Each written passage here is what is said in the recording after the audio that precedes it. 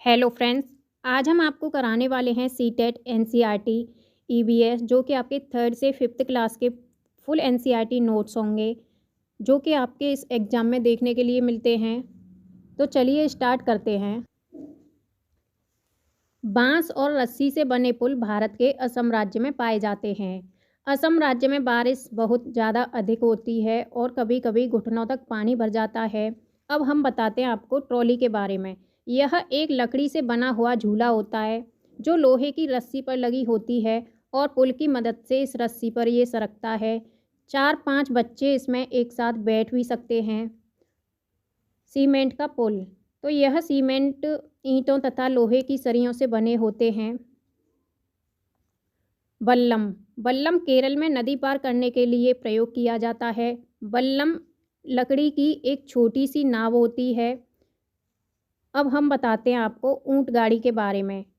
ऊंट गाड़ी जो है राजस्थान में एक जगह से दूसरे जगह आने जाने के लिए काम में ली जाती है जो कि रेत में भी चल सकती है।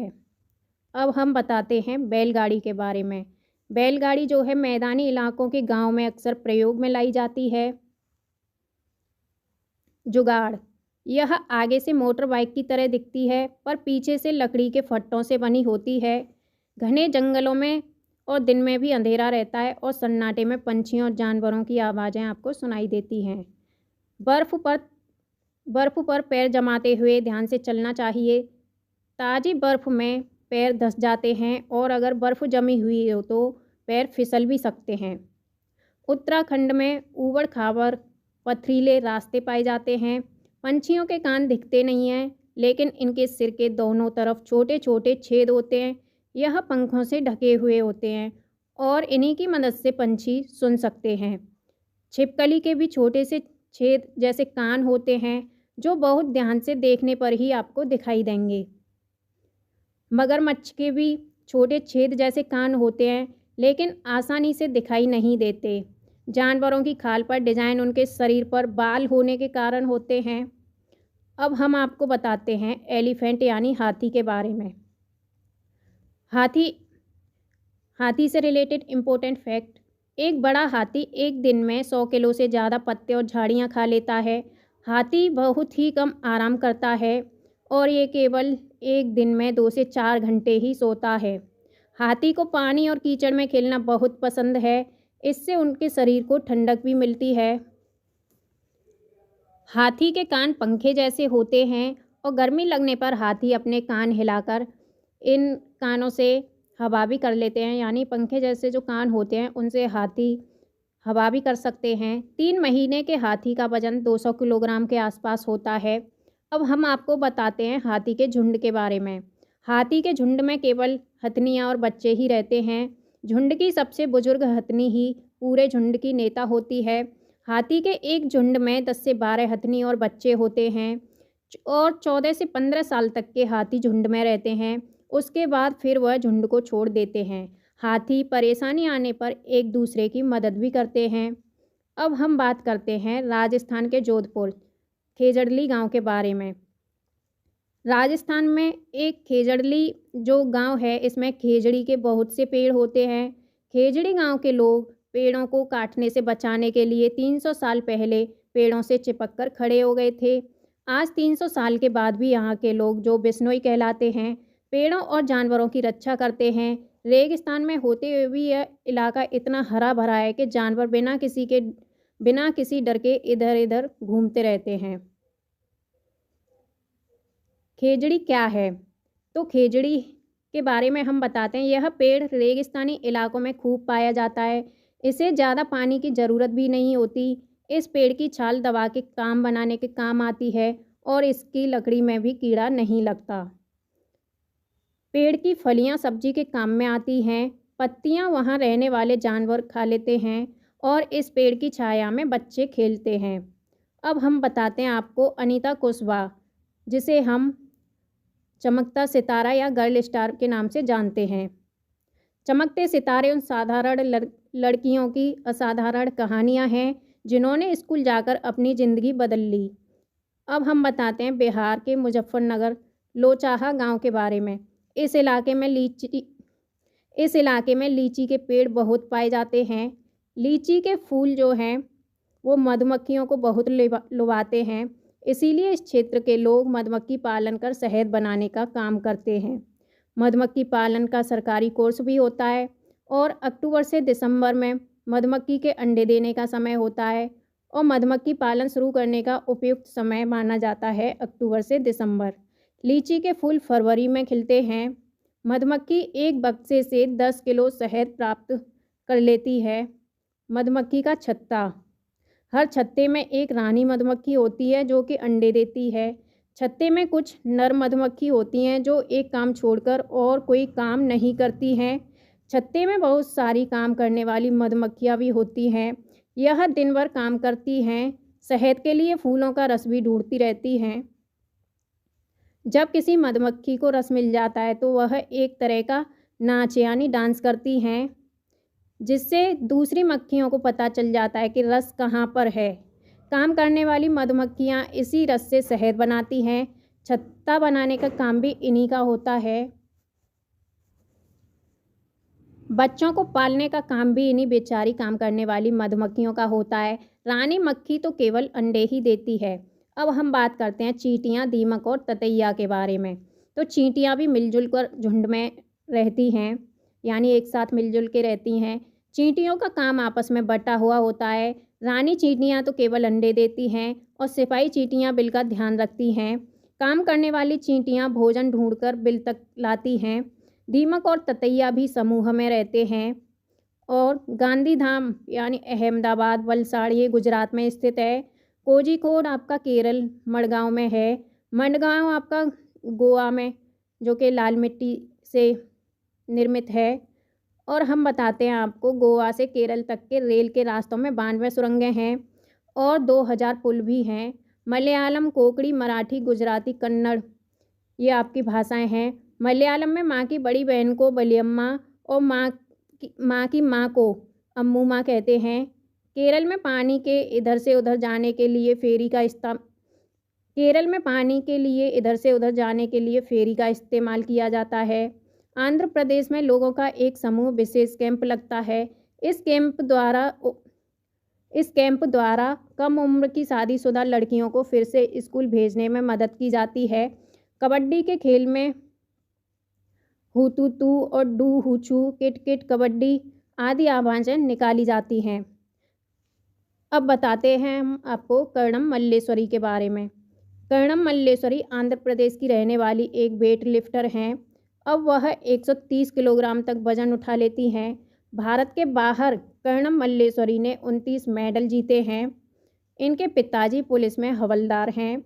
उत्तराखंड में पहाड़ों के बीच फूलों की घाटी स्थित है।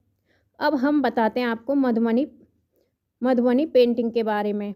बिहार में मधुबनी नाम का जिला त्योहारों एवं खुशी के मौक़ों पर वहाँ के घर की दीवारों और आंगन में खास तरह के चित्र बनाए जाते हैं, जिसे हम रंगोली यानी रंगोली पेंटिंग कहते हैं। यह चित्र पिसे हुए चावल के घोल में रंग मिलाकर बनाए जाते हैं। इन रंगों को बनाने के लिए नील, हल्दी, फूल और पेड़ों के जो रंग हैं वो इस्तेमाल किए जाते हैं।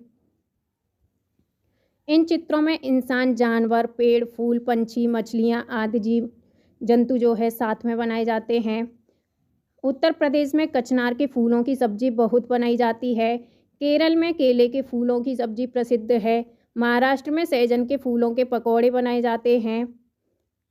गुलदावरी जीनिया के रंग से भी बनाए जाते हैं। उन रंगों में कपड़ों को भी रंगा जाता है। उत्तर प्रदेश का कन्नौज जिला आपका इत्र यानी परफ्यूम के लिए मशहूर है। उत्तर प्रदेश के कन्नौज जिले में फूलों के इत्र यानी गुलाब जल और केवड़ा तैयार किए जाते हैं। डेरा गाजी खान ये आपकी पाकिस्तान में स्थित है। मिट्टी में गोबर मिलाने से मिट्टी में कीड़ा नहीं लगता है। लकड़ी को दीमक से बचाने के लिए नीम कीकर की लकड़ियाँ फ्रेम पर बिछा दी जाती हैं।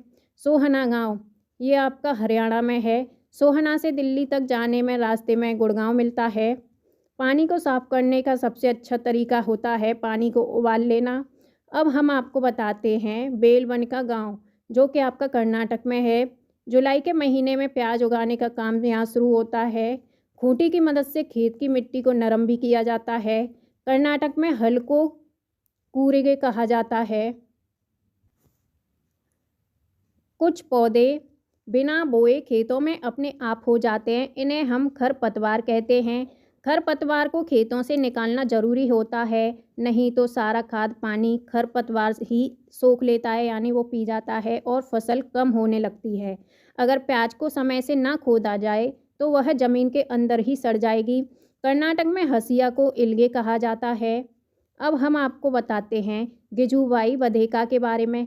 गिजूभाई आपके गुजरात में रहते थे और वह बच्चों के लिए मज़ेदार किस्से, कहानियाँ और पत्र लिखा करते थे। अब हम आपको बताते हैं पंछियों के बारे में महत्वपूर्ण जानकारी। कलचिड़ी, जो कि इंडियन रोबिन को कहा जाता है। कलचिड़ी के घोंसले में पौधों की नाजुक टहनी, जड़ें, ऊन, बाल और रुई सब बिछा हुआ होता है। कलचिड़ी की चोंच अंदर से लाल होती है। कलचिड़ी आपके छोटे छोटे कीड़े भी खाती है। अब हम बताते हैं अब कोए के बारे में। कोए के घोंसले में लोहे के तार और लकड़ी की शाखाएं जैसी आपकी चीज़ें होती हैं। अब हम बताते हैं आपको कोयल के बारे में। कोयल अपना घोंसला नहीं बनाती है और कोयल कोए के घोंसले में ही अंडे देती है। कौआ अपने अंडों के साथ कोयल के अंडे को भी सेता है। कभी कभी कोयल कौआ के अंडों को फेंक देती है और अपने अंडे रख देती है। कौआ पेड़ की ऊंची डाल पर घोंसला बनाता है। फाख्ता पंछी, फाख्ता जो है कैक्टस के कांटों के बीच में या मेहंदी के पेड़ के घोंसले बनाता है। गौरैया अलमारी के ऊपर आईने के पीछे भी घोंसला बना लेती है। कबूतर पुराने मकान या खंडर में घोंसले बना लेते हैं। बसंत गौरी यह गर्मियों में पेड़ों में टुक टुक करते रहते हैं और पेड़ के तने में गहरा छेद बनाकर उसमें अंडे को रख देते हैं। अब हम बताते हैं दर्जन चिड़िया के बारे में। अपनी नुकीली चोंच से पत्तों को ये सी लेती है और उसके बीच की बनी थैली को अंडे देने के लिए तैयार करती है। शक्करखोरा, यह किसी छोटे पेड़ या झाड़ी की लटकती हुई डाली पर अपना घोंसला बनाती है।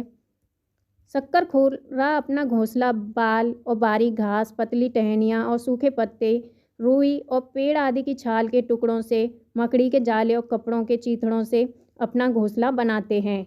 नर बीवर पंछी अपने अपने ये घोंसले बनाते हैं।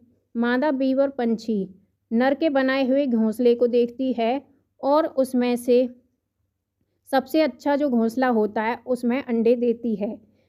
पंछी केवल अंडे देने के लिए घोंसला बनाते हैं। जब अंडों से बच्चे निकल जाते हैं तो वह घोंसला छोड़कर उड़ जाते हैं, यानी बाहर कहीं चले जाते हैं। घोंसला छोड़कर पंछी अलग अलग जगहों पर चले जाते हैं, जैसे पेड़, ज़मीन पर और पानी में। अब हम आपको बताते हैं जानवरों के बारे में, इम्पोर्टेंट नोट्स के बारे में आपको, जो कि आपके एनिमल्स यानी जानवरों से रिलेटेड हैं। जैसे कि गाय, गाय के आगे के दांत पत्तों को काटने के लिए छोटे होते हैं। घास चबाने के लिए पीछे के दांत चपटे और बड़े होते हैं। बिल्ली के दांत नुकीले होते हैं, जो कि मांस को फाड़ने और काटने के काम में आते हैं। सांप के दांत भी नुकीले होते हैं, पर वह अपने शिकार को चबाकर नहीं खाते बल्कि पूरा निगल जाते हैं। गिलहरी के दांत हमेशा बढ़ते रहते हैं, क्योंकि गिलहरी के दांत काटने और कुतरने के कारण हमेशा घिसते रहते हैं। पर्यावरण शिक्षा केंद्र आपका अहमदाबाद में है। गंदा पानी से दस्त और हैजा हो सकता है। दस्त या उल्टी में शरीर का बहुत सारा पानी बाहर निकल जाता है, इसीलिए पानी की कमी को पूरा करने के लिए थोड़ी थोड़ी देर में पानी पीते रहना चाहिए। कर्नाटक या गोलहुंडी गांव, यह बच्चों की पंचायत है, जहां भीमा संघ गोलहुंडी गांव में है। नल्लमड़ा, ये आपका आंध्र प्रदेश में है। बाजार गांव आपका महाराष्ट्र में है। घास की जड़ें बहुत मजबूत होती हैं, इन्हें खुरपी से खोदकर ही निकाला जा सकता है। घास का पौधा जितना ज़मीन के ऊपर होता है उससे कहीं ज़्यादा ये ज़मीन के अंदर फैला हुआ होता है। बरगद के पेड़ की लटकन उसकी जड़ें होती हैं, वह टहनियों से निकलती हैं और बढ़ते बढ़ते ज़मीन के अंदर चली जाती हैं। बरगद की लटकन वाली जड़ें मजबूत खम्भों की तरह पेड़ को सहारा देती हैं। आप कोई हरा पेड़ नहीं काट सकते, भले ही उस पेड़ को आप ही ने लगाया हो। पेड़ काटने के खिलाफ कानून है, अतः इसके लिए सरकारी दफ्तर से लिखित में आपको नकल लेनी पड़ती है। रेगिस्तानी ओक जो पेड़ है, इसके बारे में हम आपको बताते हैं। रेगिस्तानी ओक नामक जो पेड़ है ऑस्ट्रेलिया के रेगिस्तान में पाया जाता है। इसकी ऊंचाई 11 से 12 फीट होती है और इसकी जो पत्तियां होती हैं बहुत ही कम होती हैं। रेगिस्तानी ओक पेड़ की जड़ें 200 से 300 फीट की गहराई तक जाती हैं, जब तक कि वे पानी तक न पहुंच जाएं। रेगिस्तानी ओक पेड़ के तने में पानी जमा होता रहता है। जब कभी इस इलाके में पानी की कमी होती है तो वहाँ के लोग इसके तने के अंदर पतला सा पाइप डाल करके पानी निकाल लेते हैं। बिहू का त्यौहार। बिहू जो फेस्टिवल है आपका बिहू, वो कहाँ का है? तो बिहू का त्यौहार असम में चावल की नई फसल के काटने पर मनाया जाता है। भेलाघर। भेलाघर असम में घास और बांस से बना हुआ घर होता है। उरुका। बिहू से पिछले दिन की शाम को उरुका कहते हैं। बोरा व चेवा चावल के दो प्रकार हैं जो पकने के बाद चिपचिपे हो जाते हैं। इसे असम में खाया जाता है।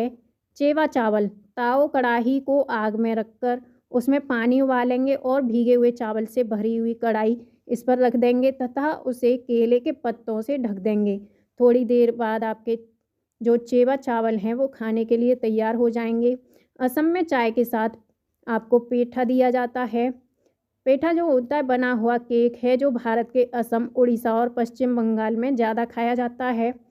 बिहू त्योहार में औरतें पीले रंग के कपड़े पहनती हैं।